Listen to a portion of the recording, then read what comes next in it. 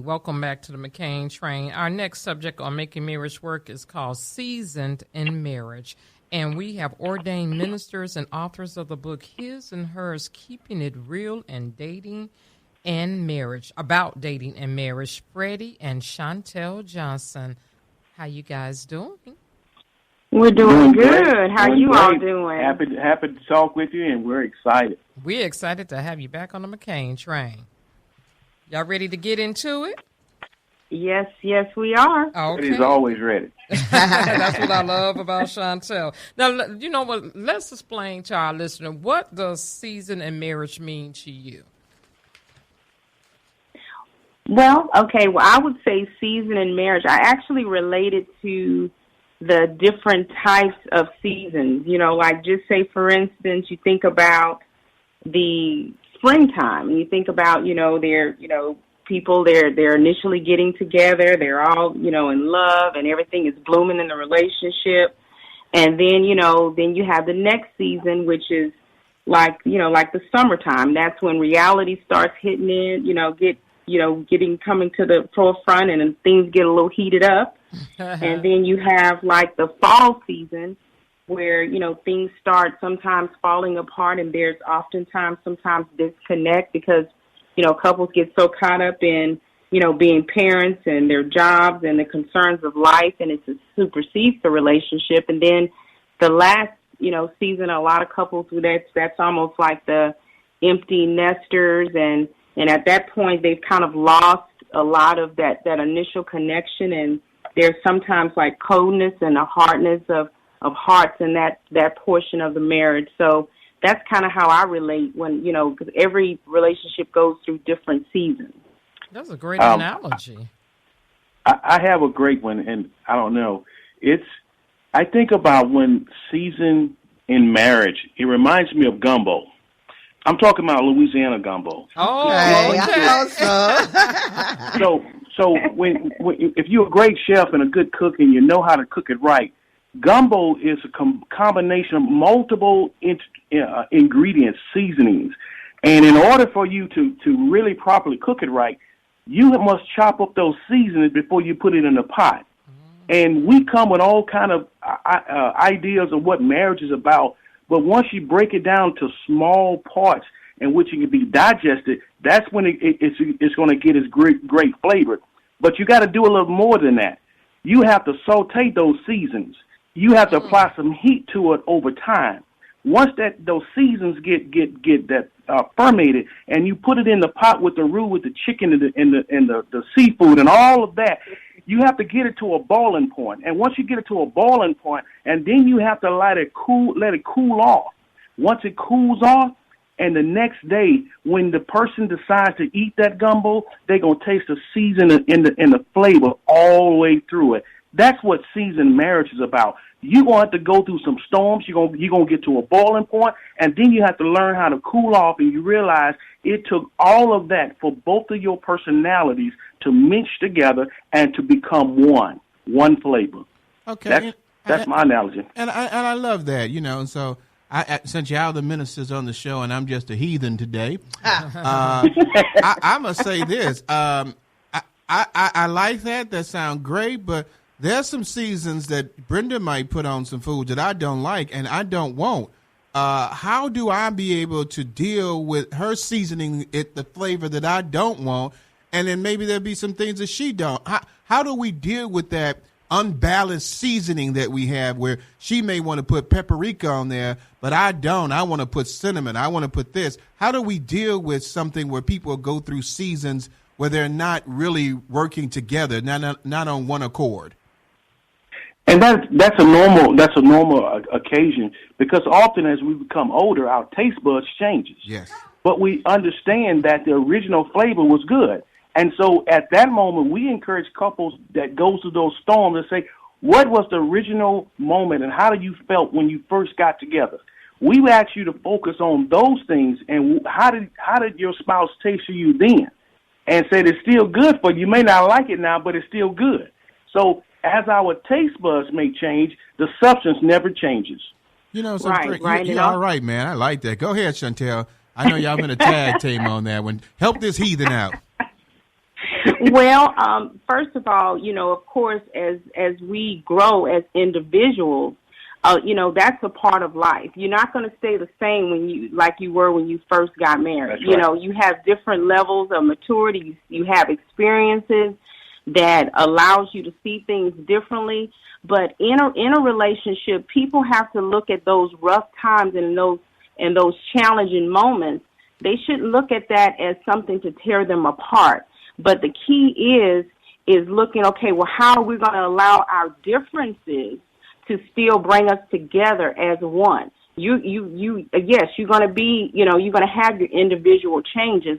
But I think where a lot of couples get messed up is that they allow those individual changes to have them to go in different directions, and they're so focused on themselves and making sure that my needs are met, rather than saying, okay, yes, I may see this way, you may see it this way, but how can we grow as a couple? How can we still accomplish what we need to accomplish as a couple, rather than have us to grow apart? So use those what some people may figure those negative times, use that to grow the relationship rather than tear it down. Good point. Okay, so since we're talking about that, going with this question, why is it important to keep the marital friendship strong and fresh? Well, friendship is vital to longevity. A lot of times we look at couples that says, well, I used to like her, but I don't like her no more. But you know what? If your friendship remains, the life of the marriage will continue. Chantal and I, she's my best friend. I can spend my quality time with her. And so that gets us through the storm, because your friends, what do? You know the good and the bad. And so friendship is what's going to keep you long term, because if you have a business mentality, you will get bored real quick. But if that's your friend, you're going to rely on that person good times and bad times. Exactly. And one thing I think about, one thing that I think Freddie and I, we did which we do maintain our friendship, is that we intertwine into each other's world. Meaning that I began to look at what his interests were. And so instead of just focusing on something or some things that I like, I was like, okay, well, what is it, something that you enjoy doing? Like, I know my husband, he enjoys fishing. Now, for me as a female, I mean, that's not something that's on the top of my list to go fishing. Right. But you know what? I'm willing to intertwine into his world and say, okay, well, show me how to bait the line, and and then vice versa, where he sits down with me. And I love to watch, certain drama series, and he'll sit down. Next thing I know, he's getting all into it. Mm-hmm. So what happens is that we intertwine into one another's world and gain a sense and appreciation for each other's interests, rather than just doing our own thing. And so, you all said something, and Freddie, I'm going to go back to you. We're talking about, friendship was longevity. Talk a little bit about this, because I know that there's a lot of relationships, and especially back in the past, where couples used to stay together with each other for a long time. It could be like 30-some years, and they lost that value of the friendship. How can that be? We know that people can stay together for a long time, but talk about the value of the friendship eroding, and how it, even though a relationship has lasted for a long time, it can still be damaging to those people that are around it. Well, I'm listening to two different parts. I know one of the parts is sometimes we take our spouse for granted, and you said they always will be there. And over time, it's becoming eroding, where you like, well, I think I can do without them then. I can do it on my own. And those are couples that do have that mentality and say, well, I think I've outgrown you. We've heard couples that we counsel over the years say, well, we just outgrown each other. We had a bond, but it just faded. One of the things that you must go back to your first love. You must go back to that same initial feeling or emotions that you and your spouse had, and rekindle those on a regular basis, and not take your spouse for granted. Like, yeah, you always been there. You're not going nowhere. But you understand the value of possibly losing that. That what keeps you connected to your spouse. Wow. You know what? Because that connection have to be there, because we're looking at young couples what can you tell to a newlywed couple? They just started off, been in a relationship 3 months. What advice can you give them to become a seasoned married couple? Well, one thing, a lot of times we when we talk to couples, we have to say they have to be intentional when it comes to maintaining the relationship. A lot of times we're intentional in doing good on our jobs. We're intentional in accomplishing certain goals, but a lot of couples don't even put their marriage in the intentional category. And when I say intentional, I mean, you know what? I'm going to intentionally spend some time with you today. I'm going to intentionally I'm going to value this relationship. So you have to start that off, if all possible, and maintain that. And don't just get consumed with life, because you will lose your relationship because you putting all your energy towards everything else. And then the next thing you know, you're looking at that person like, who are you? And so you have to start off intentional and remain intentional. And one of the things, too, we tell the newly married couples is that you're on a high right now. You're on the initial, the emotions are so high, you're in love, and reality kicks in because it's just like a foundation. You just build a house. It takes a couple of years before the foundation really settles. And when you don't allow it to settle, you say, I'm ready to get out of the house because the house is about to cave in. Each home has to settle. The foundation has to settle. And so newlywed couples must understand that the ability to allow things to happen and what they're going to do, have a contingency plan within the marriage to salvage it at the beginning stage. If they have that mentality, the successful rate will be much higher. Do you guys believe that a seasoned couple should mentor a newlywed couple? Oh, yes. Yes. Definitely. Because, the thing is that we all experience, we get a chance to minister to a lot of couples that have been married, maybe 1 or 2 years.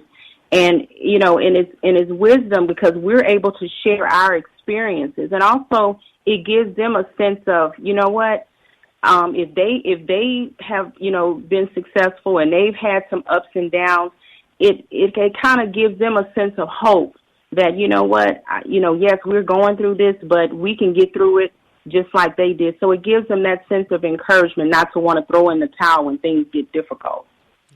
It's great when we hear that, people who are seasonal in marriage, as we're calling it right now, who's been in a marriage for a long period of time, are sharing with other people. But do you find it very detrimental for those couples who are training, who have went through some hard seasons, who are not really sharing it to let people know that there are going to be some winters, but you can make it through? Because I say that because I know that sometimes people don't want to share everything that they go through.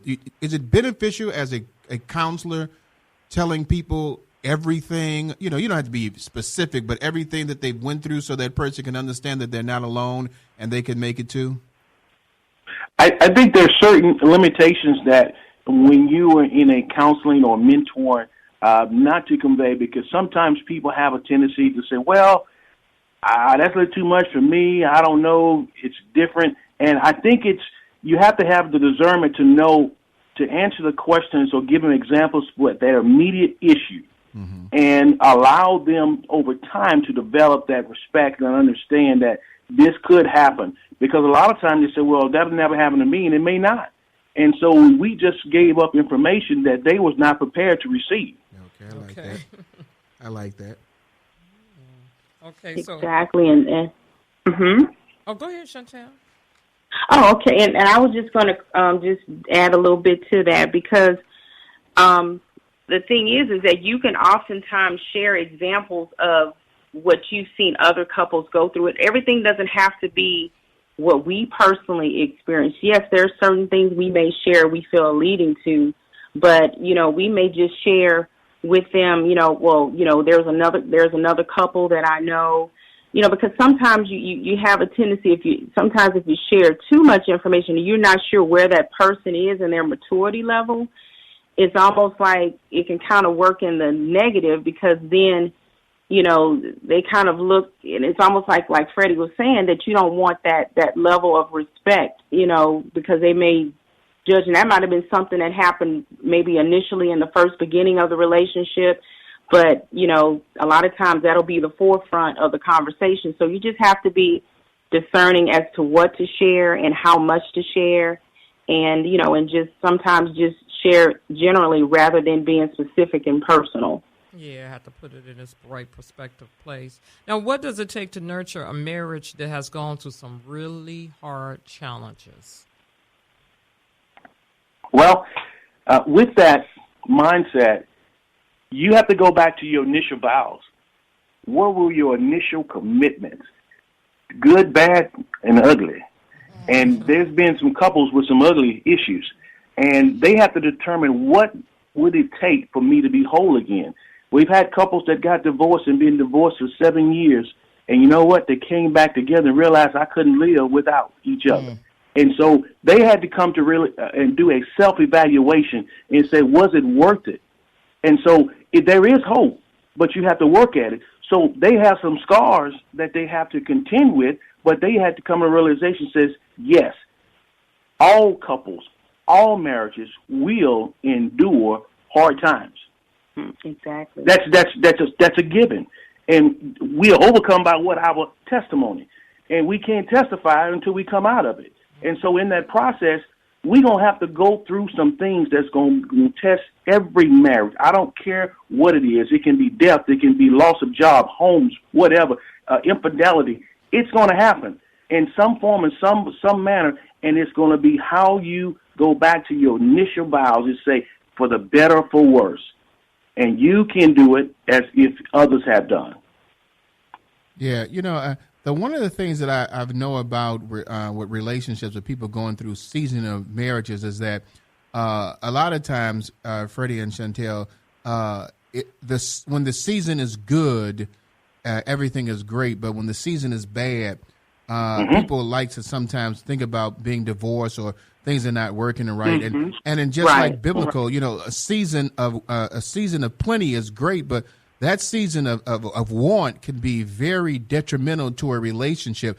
Talk about restoring that season of want to a person so they can continue to go on until that season of plenty comes again.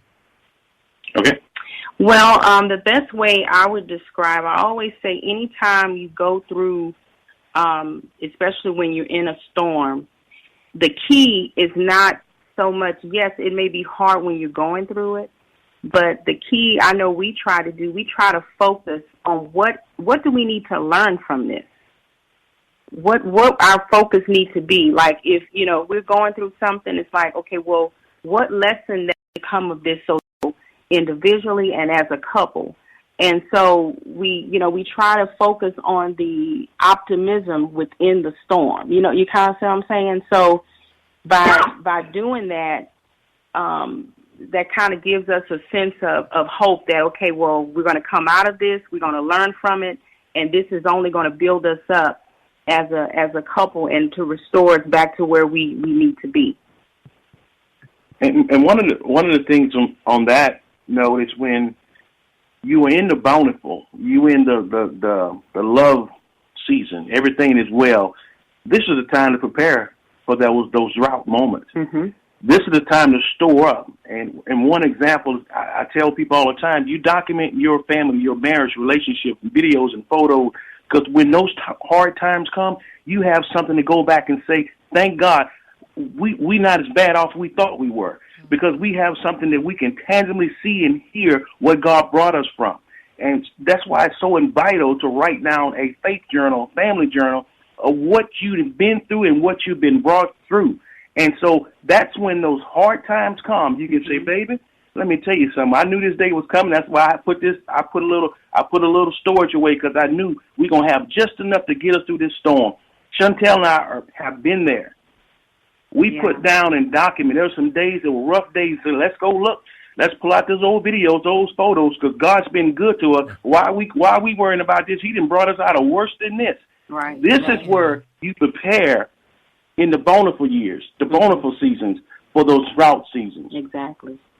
Yeah, that's good because, a lot of times we get to a point where we get so discouraged through those times of trouble that it destroys or it hinders our relationship even when when things get better, because we're always looking back to the bad and focusing on that, and so we need to let people understand also that, you're going to go through trials and tribulations, but don't focus on the next trial, because between that darkness, God can use you to bring somebody else out, and it could be at that time God is checking your humility. God is checking how your faith as well to see how strong you're going to be. It's not the storms that kill us. It's the thoughts of the storms that kill us.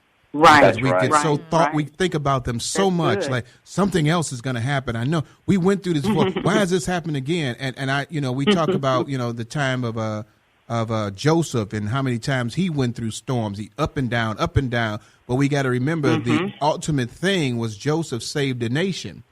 And as if we can remember in our relationships that through the storms, we can be a nation changer. We can change a nation of marriages going through that storm. If we can start thinking about that way, then the storm becomes little, because you know that your God is big. And so let me ask you all this question. If someone needed you all to talk about the seasons of marriages, how can they get in contact with you? What are you doing that's helping right now with the with marriage ministry? Well, God has really opened some doors lately. We actually have been appointed as the new servant leaders at our church. Amen. And so at West Side, the Greater Works Church here in Lewisville, Texas, and we're actually preparing for a marriage seminar on October 29th, and it's from 8:30 to 12, and it's titled Inseparable, Building a Marriage for Life. And then we have some other another event in Dallas at New Mount Zion Baptist Church, where we're talking about refocusing your marriage. And so God is really just opening some doors for us to really promote and, give people hope that, that there is hope for marriage. And so those are just some of the things that we are doing. And also people can get in touch with us on our website at hishersmarriage.com. Where can they purchase the book at? They can reach out. Well, they can actually get our book. They can reach out to us on our website, because we're selling it on our website. And so, and right now we're actually in the process of getting our book on Amazon. But right now, if they want to purchase it, they can go straight to our website, because the old book our former book, I would say our first edition, is on Amazon, and we're in the process of getting that off so we can put our relaunched book on Amazon. But if they wanted our current book, His and Hers, Keeping It Real About Dating and Marriage, which is our second edition, they can get it, on our website, hisandhersmarriage.com. All right. Well, that's great. Hey, you guys are family with us now. We'll definitely have you back. Of course, yes. I really appreciate the awesome spiritual wisdom and knowledge that you provide for our couples that listen on the radio. And I thank God for your marriage and that what you're doing out there in Texas and wherever you are ministering at. I thank God for what you're doing, because we need people out there that are being, true to the covenant of marriage and teaching people that. Yes, that's right. What you all are doing is an inspiration to us, and we are honored to have you as guests on the Let's Stay Together show. And we are honored, to be, just to see the awesome work you all are doing in promoting marriage, and we're honored to be a part of that. Yes, definitely. And so, Brenda's the one that always schedules our guests, so we'll definitely be having you guys probably come back on again to share some things. And always, if you've got a topic that you want to talk about in marriage, let us know, and we'll make sure that it gets out there. And anything that you want to share about what's going on with marriage that you're doing out there, you're more than welcome to go on our page and share it with us, and we'll make sure that everyone knows about what you're doing in the marriage ministry, okay? Amen. And we appreciate it, because Freddie and Chantal is always ready. All right. So I thank you all again for being guests on our show, and we'll be talking to you all again soon, okay? All right. Thank And you. thank you guys. God bless. Love you guys. God bless you, too. Bye-bye. All right. God bless you. Bye-bye. Yeah. I love about them is that they're so genuine and real, and that you can tell that there's a love foundation, there's a spiritual love in there.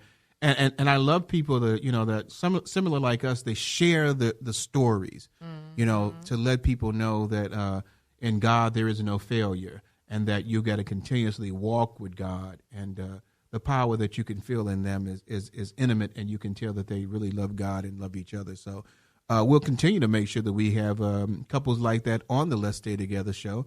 So Tracy can know what it feels like to be married again. And so after that inspirational corner and that man comes and marry her, then we'll be okay. Ooh, that's going to be an inspirational corner. I's mad now. Okay. Yeah. He's going to have to be vetted first because a lot of people have to look at him. No, we don't know. So, baby, what we got to go to next? Okay, we go to Salvation Call and our new Pure Flix commercial, right? Right. Hey, this is Rick McCain, Brenda McCain, Tracy Brown Howard, and our boy Dion. We'll be right back after these commercial breaks.